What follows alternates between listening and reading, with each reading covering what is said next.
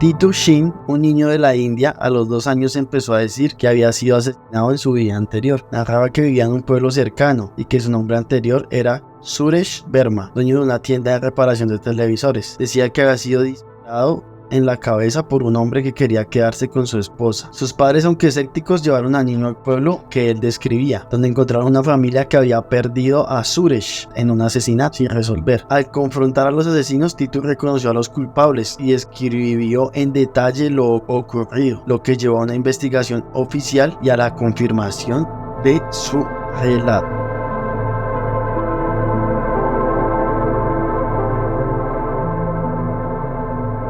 Desde muy pequeño, Isaac mostraba un conocimiento técnico sobre navegación marítima que resultaba inusual para su edad. Lo más impactante fue su constante referencia a un barco llamado el Aurora y su experiencia navegando por el Caribe en el siglo XIX. Lo que en principio parecía ser una simple imaginación infantil se convirtió en un tema de investigación cuando sus padres lo llevaron a sesiones con un especialista en hipnosis. Isaac describió con detalles minuciosos la vida de un hombre llamado Manuel Domínguez, capitán de un barco que, según relató, había desaparecido en una tormenta de 1878. Al indagar en registros históricos, los investigadores encontraron que, efectivamente, había existido un barco llamado el Aurora, que su capitán había sido dado por desaparecido en una tormenta en el Mar Caribe.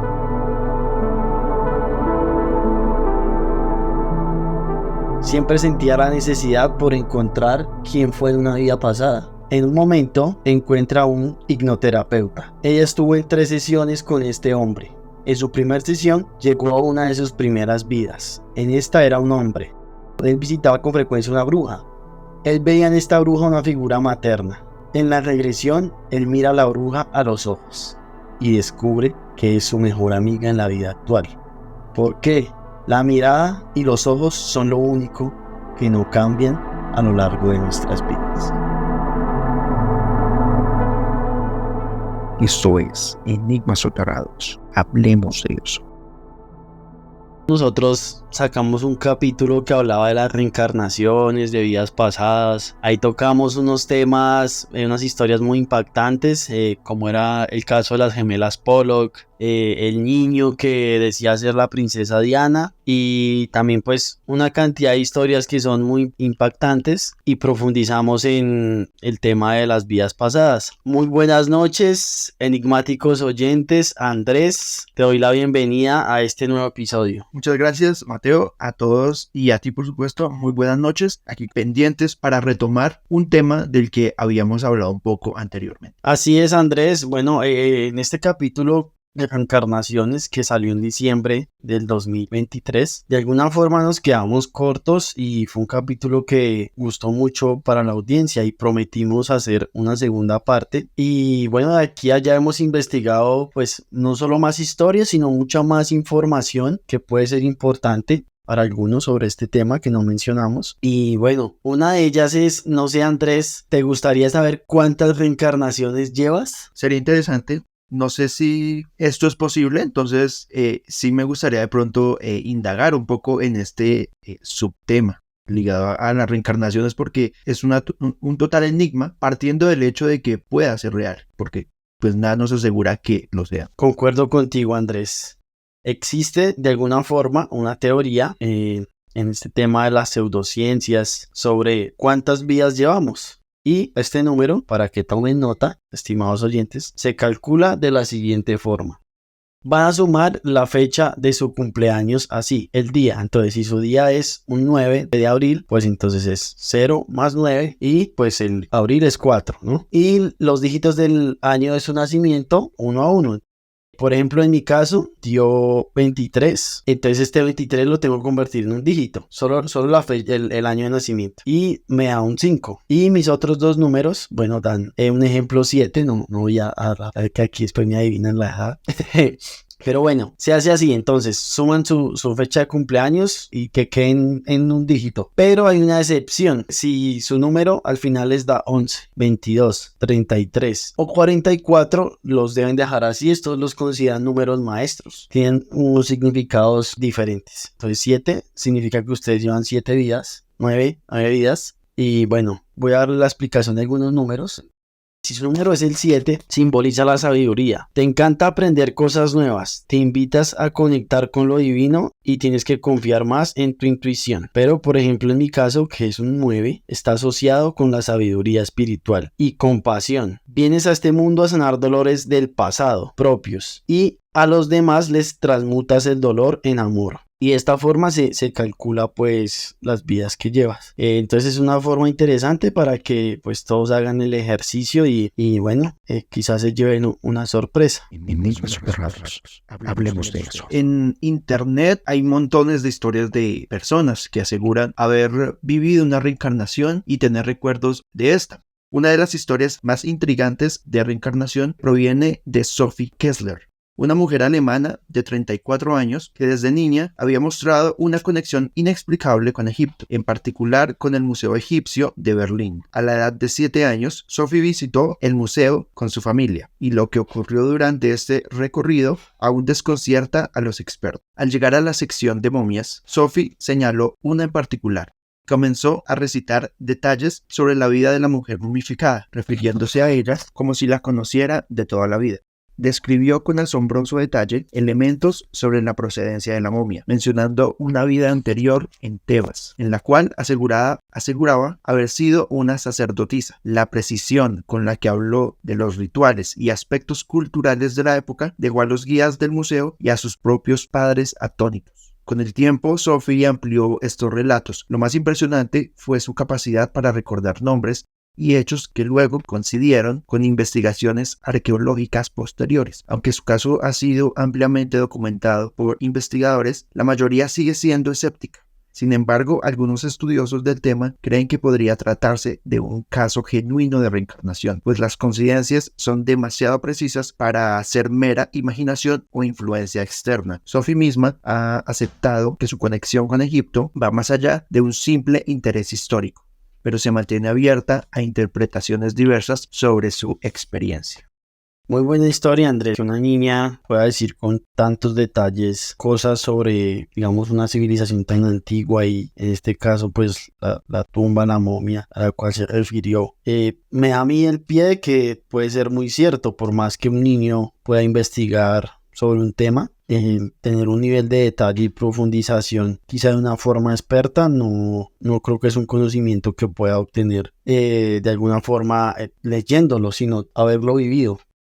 Sí, de hecho hay varias historias que van por, digamos que ese mismo sentido, y en muchos casos los protagonistas son niños, y es muy curioso cómo llegan a hablar con propiedad de ciertos temas de épocas que evidentemente no vivieron. Y si, digamos, le llega a ocurrir esto a un adulto, es entendible que por medio de investigación puede llegar a tener esa información, pero un niño va a ser muy difícil. Que, digamos, tenga uno que otro dato es creíble, pero que tenga tanta precisión en un relato tan extenso, ya no pone uno a pensar.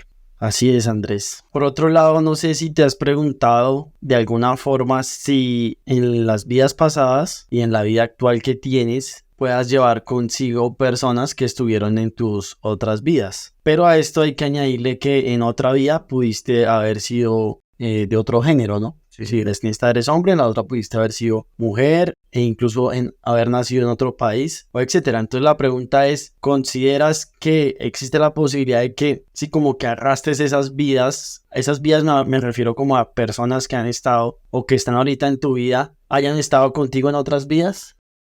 Me gustaría creerlo, porque sí he llegado a escuchar este caso de que todas las personas que nos rodean en la vida presente lo han hecho durante varias o incluso durante todas nuestras vidas anteriores. Por ejemplo, se puede hablar de que, no sé, un hijo que tengas en esta vida, en tu vida anterior pudo haber sido tu mejor amigo, o en una vida incluso previa pudo haber sido tu mamá. Estos relatos hay personas que lo han llegado a contar y analizar, haciendo mucha más referencia en el tema de esa supuesta conexión que se tiene con ciertas personas. Muchas veces hablamos de que por algún motivo siento que ya conozco a este ser, así nunca lo haya visto en la vida. Y se le atribuye al hecho de que en otra vida ya venía con una especie de cercanía con nosotros mismos. Andrés, es verdad, en la investigación que he estado ejecutando después del último capítulo, logré evidenciar que efectivamente hay una conexión con muchas de las personas que conocemos en otras vidas, o sea, en esta vida actual han estado presentes en otras vidas pues a lo largo de nuestras reencarnaciones, por así decirlo. También encontré que conocemos seres o personas nuevas, de alguna forma llegan a darnos un aprendizaje, pero entonces hay una pregunta que también se las puedo resolver, es ¿cómo puedo identificar quién era quién en mi otra vida? Sí, o sí, en qué faceta, de alguna forma, cómo fue la relación entre esa persona y yo, sí, éramos totalmente diferentes. Pues la respuesta la encontré en muchas historias y también investigando bastante, les voy a contar una historia más bien. Era una mujer que desde su adolescencia estaba de alguna forma muy fascinada con el tema de las vidas pasadas. Investigaba bastante. Siempre sentía la necesidad por encontrar quién fue en una vida pasada. En un momento, en su adultez, encuentra un hipnoterapeuta. Ella estuvo en 3 sesiones con este hombre. Aquí voy a hacer una pausa. Al hacerte una regresión, siempre debes tener una razón específica. Si no, no tendrá sentido hacerte esta regresión. En este caso, la chica quería descubrir qué personas de su vida actual ya conocía en otras vidas. Que es lo que les voy a explicar. Esto era una razón suficiente para el hipnoterapeuta poder hacer la sesión. En su primera sesión, llegó a una de sus primeras vidas. En esta era un hombre de unos 40 y pico de años. Era un leñador y tenía una esposa. Él visitaba con frecuencia una bruja. Él veía en esta bruja una figura materna. En la regresión, él mira a la bruja a los ojos y descubre que es su mejor amiga en la vida actual. ¿Por qué? La mirada y los ojos son lo único que no cambian a lo largo de nuestras vidas. Y así, esta mujer logró encontrar que muchas personas de su vida actual habían estado presentes en sus vidas anteriores. Entonces, esta es la forma en la cual, a través de una regresión, ustedes pueden saber qué personas de su vida actual han conocido en sus otras vidas y quizá en qué tipo de relacionamiento. En la investigación encontré que hay unos casos que incluso pagamos como algún tipo de karma a veces en la vida y a veces se invierten las relaciones. En una vida pasada, digamos que nuestro hijo mayor o hijo menor pudo haber sido nuestro papá o nuestra mamá. Y en esta vida vamos como a pagar lo que él hizo por nosotros cuando estuvo en el rol de ser pues nuestro padre o madre. Pero también encontré historias en las que este patrón a veces se puede repetir igual cuando las relaciones no son de alguna forma sanas. Y hay como un dolor muy grande y ninguna de las dos personas ha aprendido. Por ejemplo, hay relaciones en que la mamá y la hija siempre tienen problemas. Entonces ahí el tema radica ya en vidas pasadas. Seguramente siempre han tenido un rol de madre e hija y hay algo que tienen que sanar. Para estas personas se les recomienda mucho hacerse una hipnoterapia de estas, porque a través de eso pueden encontrar cuál es el aprendizaje de lo que vivieron antes con esa persona e intentar ya sanar esto incluso después de años. Entonces esto me pareció muy bueno. La historia que acabo de contar no ha terminado aquí, va a tener una pausa porque tiene una de las mejores historias que creo que he podido encontrar de reencarnaciones, porque como les mencioné, ella se hizo 3 sesiones. Esto fue lo que se vio en la primera. Entonces ahorita les voy a contar lo que se vio en la última, que es cuando llegó a su primer vida. Enigmas soterrados. Hablemos de eso. Algo que me llamó mucho la atención en cuanto al tema de reencarnación es que no todos los casos tienen que ver necesariamente con recuerdos sobre una época en específico, por ejemplo, que es lo que mencionaba en el caso anterior que había encontrado. También se habla de ciertos talentos que aparecen de forma inexplicable. Dones. Exactamente, dones. Podría ser las habilidades que nunca se aprenden, pero vienen con uno. Exactamente. Ese es una de las justificaciones a estas cosas que no podemos identificar de dónde provienen. Y este caso que encontré es un fuerte ejemplo de esto. Se trata de Marcos Gómez, un ingeniero de sistemas de Buenos Aires que vivió una experiencia inexplicable que lo conectó con el mundo de la ópera, algo que nunca había explorado antes. A los 27 años comenzó a tener sueños recurrentes donde se veía cantando en un antiguo teatro, interpretando arias, Estos son solos vocales en ópera clásica. Esto lo hacía en idiomas que no conocía, como italiano y alemán. Uno de estos sueños lo situó en el Teatro Colón de Buenos Aires, lo que lo motivó a investigar más a fondo. Durante su búsqueda, Marcos descubrió que las letras que recordaba pertenecían a una ópera poco conocida interpretada a principios del siglo XX y que coincidían con la carrera del tenor Enrico Sarti, quien había muerto trágicamente a los 35 años. Al ver una foto de Sarti, sintió una conexión inexplicable con él. Aunque nunca había cantado antes, Marcos comenzó a tomar clases de canto y sorprendió a sus maestros con su talento natural para la ópera. Este caso ha despertado interés entre expertos, quienes sugieren que podría tratarse de un fenómeno de memoria inconsciente, o para algunos, una posible reencarnación. Aunque Marcos no afirma haber sido Sarti en vidas pasadas, reconoce que la experiencia es difícil de explicar desde una perspectiva racional. A pesar de continuar su carrera como ingeniero, la ópera se ha convertido en parte central de su vida. Qué buena historia, Andrés. Bastante, me llamó mucho la atención y también me hizo recordar casos clínicos de personas que, por ejemplo, después de cierto golpe, despiertan hablando otro idioma. O cantando. Exacto. O sí, iba a decir eso. Exacto. No sé si de pronto, pues, seguramente tiene una explicación más lógica y es algo totalmente alejado de la reencarnación, pero evidentemente nos trae un poco en este caso y nos recuerda, y por qué no creer, que pueda estar relacionado a este tema que hoy estamos tratando.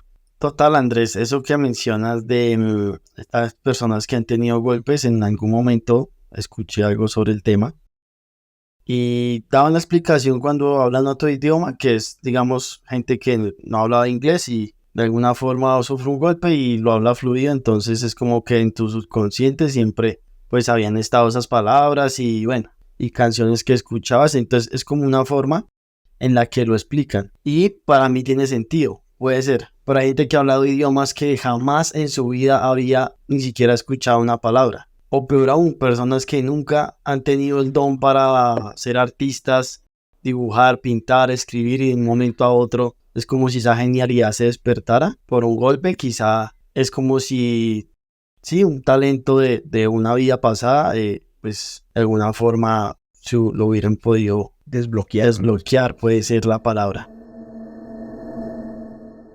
James Leininger, o el niño piloto. Se trata de un niño, esta historia más o menos es de los años 2000.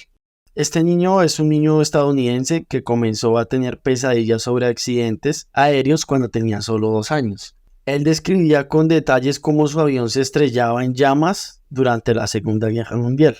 Sus padres deciden indagar a profundidad sobre el tema y descubren que todo lo que el niño decía coincidía con las historias de un piloto llamado James Houston. Me parece curioso, aquí va a hacer la pausa, es porque el niño se llama James Leininger y pues curioso que, bueno, en otra vida este niño haya sido también un James. Pero entonces vamos a dar como esos aristas que hacen que porque la historia tenga como tanta validez. Entonces decimos que la historia pues que contaba el niño es de un piloto que murió en la segunda llamado James Houston.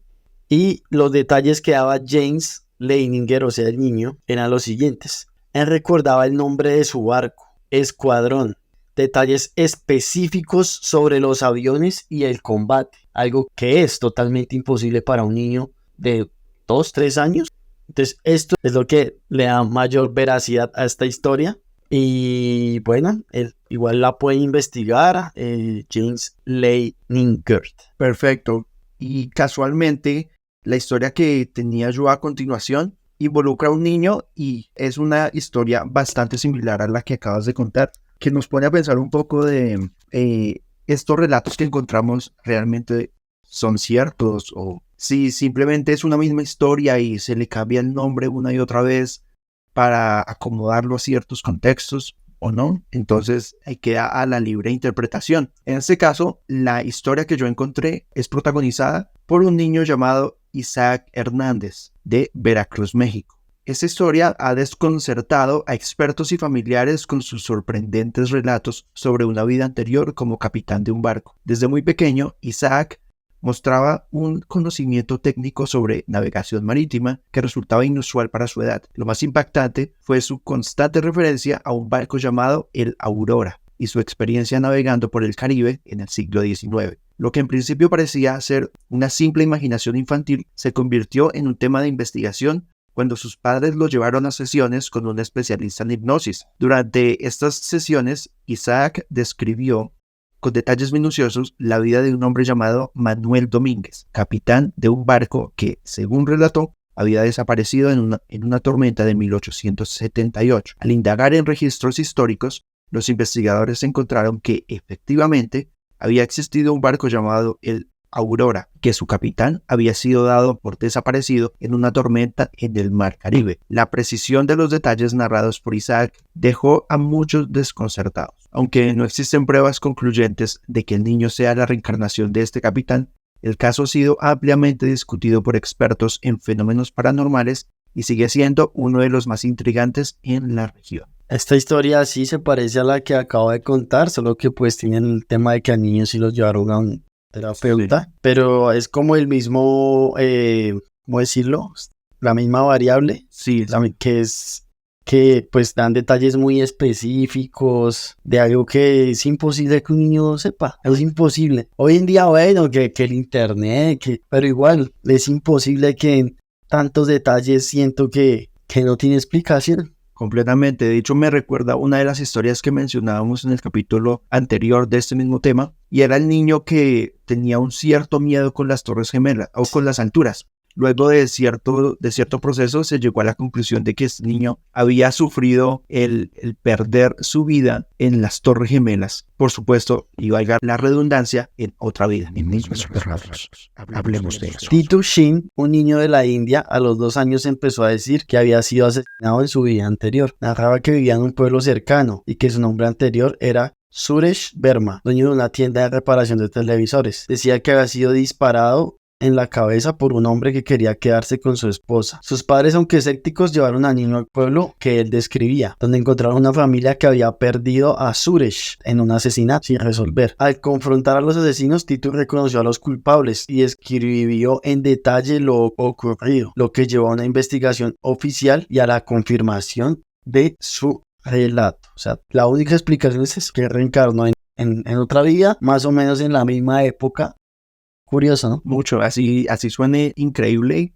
Como lo dices, creo que no hay otra explicación. Y para continuar, Andrés, creo que tienes una última historia. Exactamente, tengo una última historia. Se trata de Martín Salazar, un joven historiador de 26 años, quien ha vivido una experiencia que él mismo describe como memorias ajenas, pero vívidas, relacionadas con episodios específicos de la Guerra de Independencia en Argentina. Desde temprana edad, Martín se sintió profundamente atraído por los relatos del siglo XIX, pero lo más peculiar fue la precisión con la que relataba ciertos detalles que hasta que investigó más a fondo no parecía estar documentados.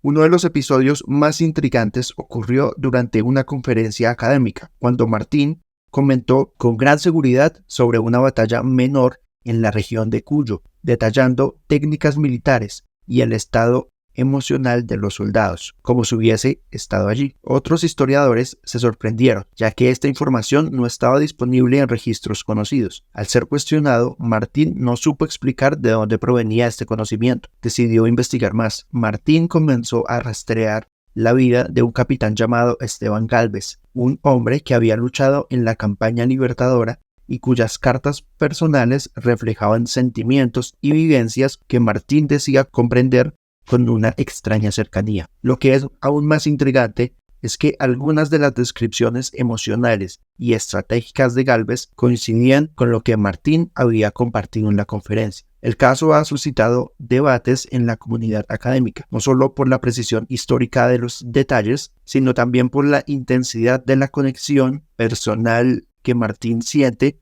con aquel capitán del siglo XIX.